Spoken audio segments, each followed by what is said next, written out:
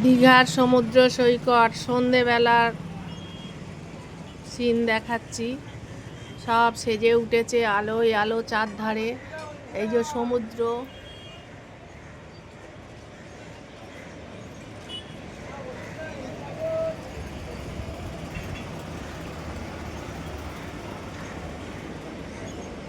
আমার স্বামী সেজে সেজে গুজে দাঁড়িয়ে আছে লবিতে, দেখছে সমুদ্রের চারধার সাজানো লোকজন।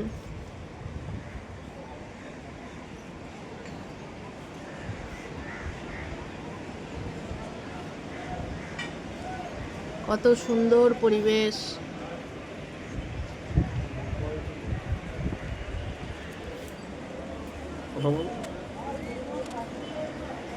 দেখুন, আমরা সমুদ্র সৈকতে বেড়াতে এসেছি। আমার স্বামীর জন্মদিন পালন করার জন্য এসেছি। 17ই মার্চ আমার স্বামীর জন্মদিন।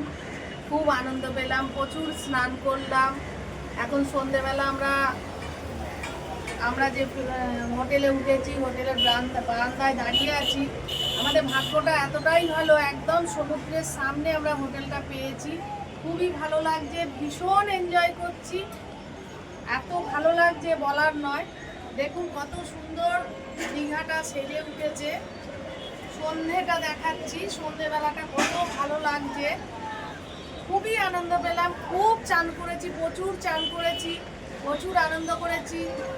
17 তারিখে আমার স্বামীর জন্মদিন, আজকে 16 তারিখ, আমরা ভীষণ এনজয় করছি।